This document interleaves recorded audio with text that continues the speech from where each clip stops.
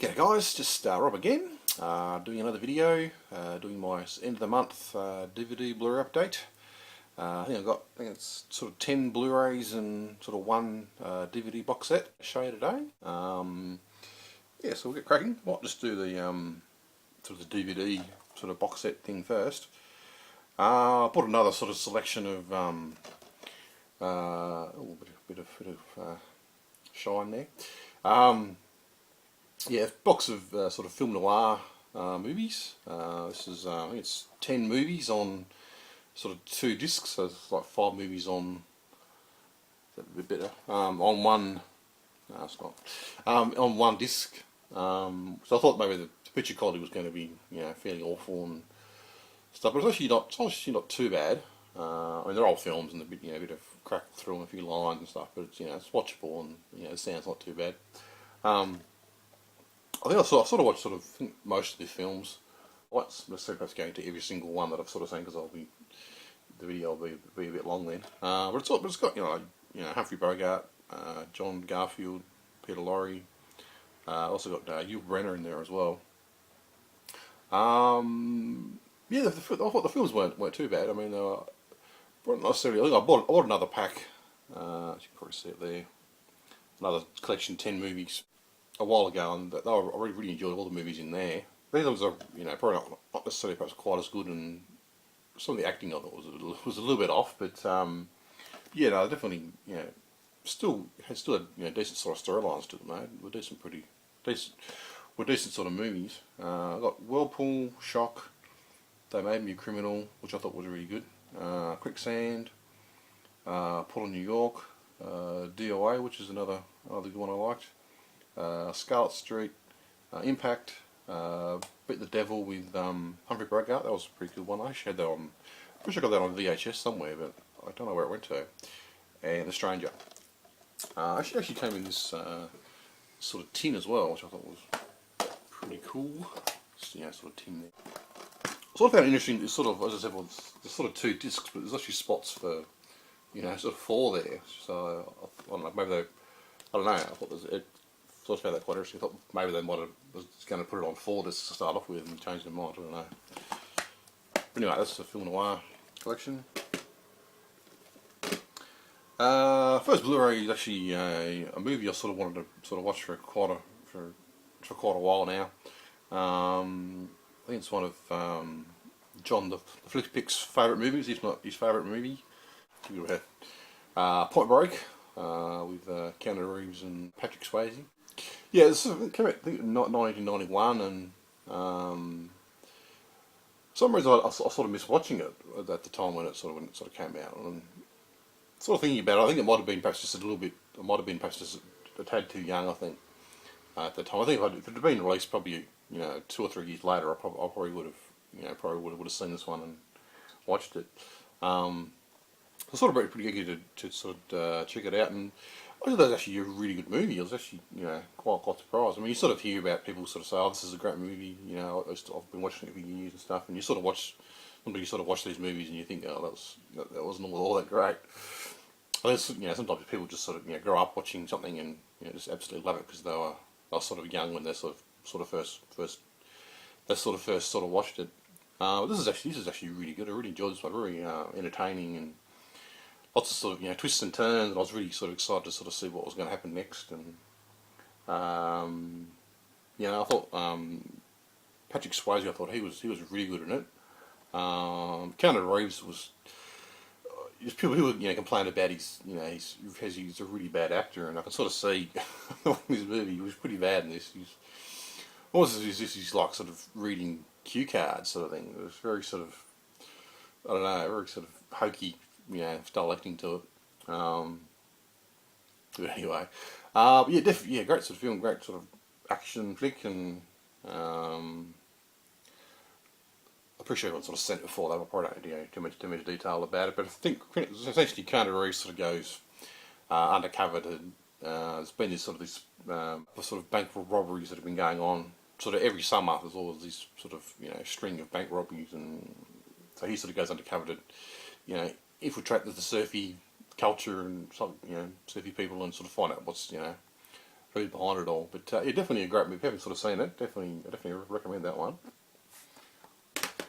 Next film is a film that I've sort of watched quite a few times over the years, and just probably one of my sort of favourite films that I really do enjoy watching whenever it's on TV or whatever. I finally sort of picked up a Blu-ray copy of it, starring Matt Damon and Robert Williams. I think probably might have been Matt Damon's one of his first roles. I think not necessarily been his first role, but anyway. So yeah, Good Will Hunting. This is the 15th anniversary edition. Just a great sort of film. I just love the sort of storyline to it, and Matt Damon's he's kind of like he comes from a bit of a sort of a rough family and stuff, but he's very very intelligent. He's he's really good with maths, and can sort of I don't know, sort of solve any sort of sum in his head type thing, and he sort of so he sort of gets Robin Williams is sort of. I'm sort of editing the storyline here a little bit here, but Robin Williams essentially is sort of brought in to try and sort of try and get Matt Damon to sort of realise his potential, and not sort of waste his talent, because he sort of works on like a building site and just kind of just gets drunk with his friends on the weekends. There's no his life's not really going anywhere type thing, and Robin Williams is sort of there to just try and convince him to sort of go out and make something of himself, and but yeah, just a great sort of film, and just one that I really do enjoy. Definitely a great film. Nominated for 9 awards, it says on the back here. 97, definitely a great film. The next film sort of gets sort of mixed opinions. I think it came out. I think it was last year. Drive with Ryan Gosling. So yeah, people sort of give it mixed opinions. I think some people reckon it was probably one of the best films of sort of last year, and other people thought it was pretty average. I actually did quite enjoy this one. Actually, I thought it was a really good movie. It's got like a great sort of funky sort of 80s sort of soundtrack to it, and I really did love the Ryan Gosling character. I think people complain about sort of it's got a very sort of simplistic storyline, I suppose. There's nothing really sort of fantastic there, but I did really love Ryan Gosling's character. I think he's a very sort of quiet character. It doesn't sort of say a whole lot during the movie, which I think sort of what I was sort of watching the movie, which did really sort of annoy me a lot, because I was I really wanted him to say something. Like the other actors would sort of be saying something, and he just wouldn't say anything type thing. So that was kind of sort of frustrating in a way. But I think sort of towards the end of the movie, I sort of started to sort of like that, and sort of thought that was a nice sort of device that he never sort of used to sort of say much, and it sort of added a bit to the dynamic of the film. Essentially, it's about Ryan Gosling. He's sort of got two jobs. He's got like during the day he sort of works in pretty sure like films. He works in movies, and there's just like a stunt car driver type thing, and then at night time he's like kind of like a getaway driver. People sort of hire him to sort of they might do it like a bank robbery or something. He's the getaway driver. He sort of gets them away, gets them out of trouble type thing. But yeah, I just thought it was just a really good movie, and I was actually going to try and watch it again before I made this video, but I didn't sort of get around to watching it. I thought it was great sort of movie. Next one is actually sort of a double feature. Sort of got two films on it, which I got real cheap. American History X and Falling Down with Michael Douglas. I haven't sort of seen these films for quite a while actually. That's sort of why I wanted to sort of pick them up and give them a bit of a watch. American History X is actually a very sort of popular film. A lot of people really do sort of praise the film. Really do sort of like it. Essentially, it's about Edward Norton's character. He's kind of like I don't know what you call it, like a white supremacist. I think that's probably the best way to describe it. Sort of very sort of racist against black people, and he sort of goes to prison, and sort of while he's in prison, he sort of realises that he's that's not right. He's being a bit of an idiot, I suppose, and so when he sort of gets out, you sort of find that his little brother Edward Furlong, he's sort of going down the same track that he was, and so he sort of spends the rest of the movie just trying to convince his little brother that what he's doing is wrong, and don't do what I used to do type thing. I haven't sort of seen the film for quite a while, so I'm pretty sure that's sort of the main sort of sort of gist to it. Then you got Falling Down with Michael Douglas, which is another sort of great sort of film, and well, I want to say it has like a very sort of original storyline to it. But I don't know. It's probably not. I don't know, it might not be all that original. I don't know. Essentially, he's like we call him like a white collar worker, just on his way to work, and he sort of gets stuck in traffic, and it's really hot, and he just sort of snaps and thinks, fuck this. So he just sort of leaves his car there and just sort of goes off for a walk and walks around the city and tries to sort of buy breakfast, but it's like 1 minute after the, I don't know, 10:31 or something. So it's after the time when they stop getting breakfast, and he just sort of flips out and type thing. Just sort of him about sort of walking around. But I thought it's just a really good movie, and definitely worth a watch. Now I did sort of try and watch these films on my Blu-ray, but for some reason they wouldn't play it. Like I just kept getting a black screen for both of them. So I don't know if it's the discs or not, but I might try it again, and otherwise I'll have to take it back. But anyway, yeah, great sort of films. This one's actually a digibook which I bought for like $8. It's really cheap. I couldn't really pass it up. Must be a bit of a classic. The Magnificent Seven. It's got a huge amount of stars in it. Yul Brynner, Steve McQueen, Charles Bronson, James Coburn. It's actually, I didn't realise until after I sort of watched this. This is actually just basically a bit of a sort of a American remake of the Seven Samurai movie, which I suppose I probably should have known that. But so yeah, well, I did actually sort of watch this one, and I don't know. I've got to say, I didn't. Yeah, it was all right. I mean, it was a good movie, and I did sort of enjoy it. I just sort of find it a bit of a struggle to get through that. It was a bit sort of, I don't know, a bit boring, if I can sort of use that word. It seemed to, I don't know, it's sort of, I suppose you can't really, I was trying to think what they could have cut out of it, but I mean, you can't really necessarily, I think if they sort of cut out, edited it down a bit, it's sort of lose some of the appeal of the film. I mean, it's obviously about, sort of seven, macho men, and, sort of, it's very, I don't know, explain it, very sort of, it's basically they're very sort of slow pace, isn't it? They sort of, they talk, kind of slow, and I don't know, try and suss each other out type thing, So I think the sort of shot it down and probably ruined the film. Essentially, the sort of these are sort of, most people know, but it's all these sort of farmers, and they sort of get trying to grow crops, but there's sort of this gang that sort of comes in and steals their food every year type thing, and so they sort of get sick of it, so they sort of talk to Yul Brynner, and he sort of gets together sort of 7 men to go in and try and get rid of these bandits type thing, and that's essentially what the movie's about, really. That's sort of like the farmers don't have a hell of a lot of money, but they still do. The 7 men still come to help type thing, even though they're not really getting paid for it. But yeah, I definitely, it's a film I probably wouldn't mind actually watching again. I think in 1960s it came out, and it looked great on Blu-ray, really sort of picture clear. I thought a little bit of film grain, but that's never a bad thing. But definitely, perhaps just a little bit slow. I thought maybe, Next film was actually sort of a DVD that I sort of, it's only like $5, and it's sort of doesn't necessarily get sort of great reviews online, but I sort of it was only like $5. I couldn't pass it up. It's also got Telly Savalas in it, which I was a bit of a fan of his. He's out of probably most famous, probably the Kojak TV show and movies, and he was in the Dirty Dozen, and pretty sure he was in. I always thought he was in Cool Hand Luke, but I don't think he is, according to IMDb. He sort of says that he wasn't in that movie, but anyway, perhaps I'm getting mixed up with that. But he's also in the James Bond movie, Her Majesty's Service, with George Lazenby. I only ever did sort of the one James Bond movie. Tony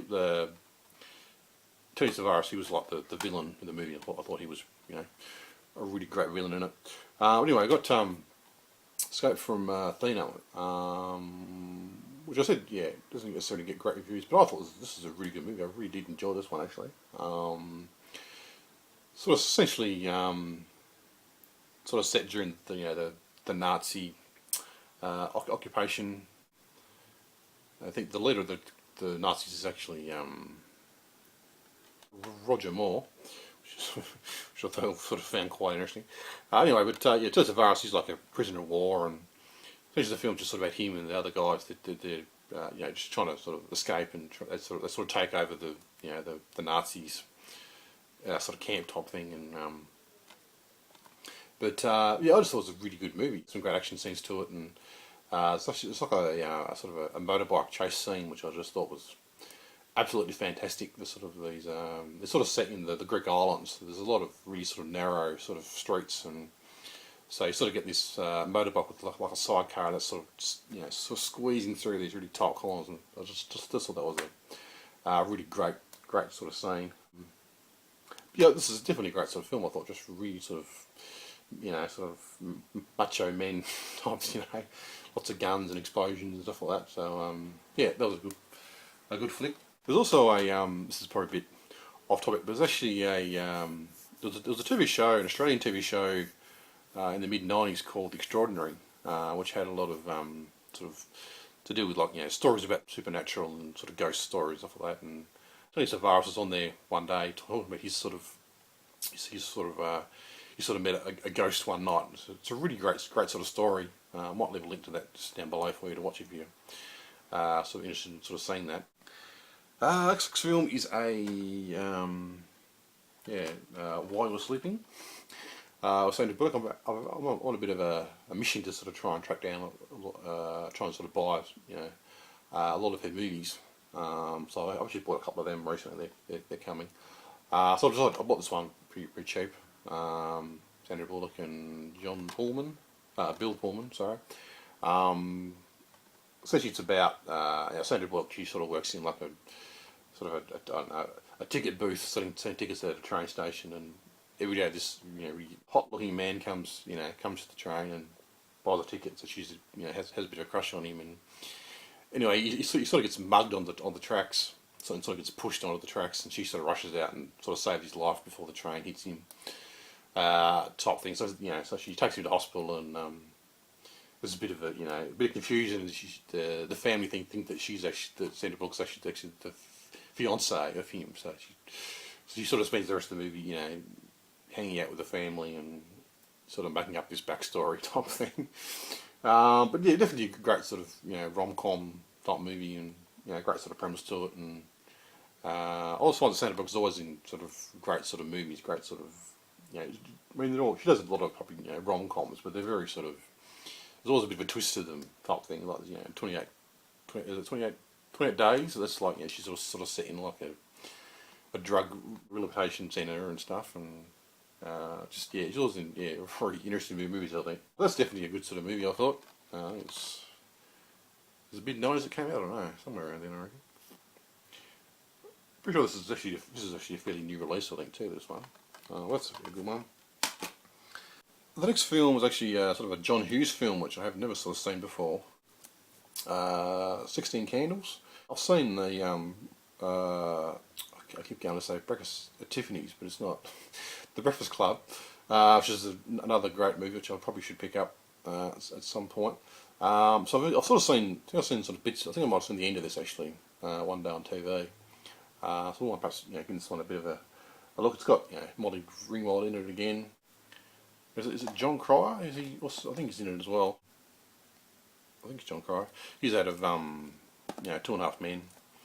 Yeah, so I don't know much about this one exactly, but yeah, I'll give it a watch at some point. This one's just an animated movie called Surf's Up, which one of the sort of the newer sort of movies that newer sort of animated movies that I really did sort of like. Pretty sure a lot of people already know about this one. Well, it was a really cool flick, really sort of funny and decent sort of animation to it, and pretty good. And last of all, the film I used to have when I was a kid, just on VHS, but for some reason I never really sort of watched it. I'm not quite sure why exactly. I remember it sort of being. I remember it had like a ripped cover, and I remember when you did sort of watch it, it was really sort of crackly, and all sort of lines going through it and stuff. So I don't know. Maybe that was one of the reasons why I didn't watch it. And sort of watching it now, it's a very sort of dark film, a bit sort of scary, I think. So maybe that might have been the reason why I didn't sort of watch it. Talking about the Dark Crystal, sort of a Jim Henson production, all sort of done with puppets. Look, yeah, very sort of dark, sort of very sort of nasty looking, horrible looking creatures, and a bit scary. Essentially, it's about. I really did enjoy this one actually. Looks great on Blu-ray. Great looking, and great sort of costume design as well. I'll try to explain the storyline to it. Essentially, it's about sort of these, long time ago. There's like this big, huge sort of dark crystal, and sort of these race of, I don't know, I'm trying to think of the word, probably like monks, I suppose. It's probably not the best word, but kind of like this, sort of, I don't know, always meditating, I guess, type creatures, I guess, and anyways, sort of the crystal sort of splits, and the sort of shard comes off the crystal, and there's this sort of, I think it's like 10 of them or something, 10 sort of, I don't know, I guess these sort of creatures, they sort of split, I suppose you could sort of say, and it's like, so there's the good side, and then there's like the bad side type thing. So essentially the movie sort of fast forwards, and we sort of find out that on a certain time and a certain date type thing, there's a chance to sort of get the crystal to sort of come back together again, and the universe will sort of be back to harmony again type thing. I'll explain this very well. And so yeah, so that's essentially what happens really. There's sort of try and bring the crystal back together, and then and sort of the two races can sort of merge back into one again type thing. That's a really bad if I explain it, but anyway. But yeah, I thought it's really looked great, and great sort of puppetry design to it, and it would have been really hard to make, I reckon. Like, you've got like 4 or 5 people just in sort of one puppet type thing to try and animate them all and stuff like that. But yeah, there's definitely a very well, and really sort of watching it. As I said before, very sort of horrible looking, scary looking creatures, and I guess in some ways that might turn some people off, but I thought it was really good. Yeah, so that's my update for today, for this month.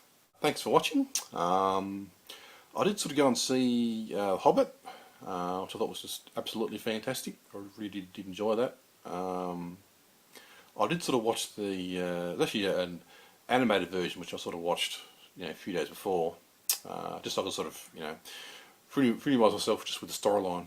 I do sort of wonder if there's going to be another sort of 2 movies. I don't know how they're going to, because I sort of watched the animated one. There's not all that much extra that needs to be sort of done.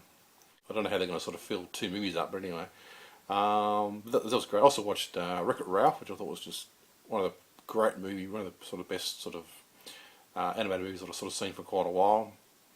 I've also been I watched all 4.5 seasons of Breaking Bad, which I thought that's a really great show.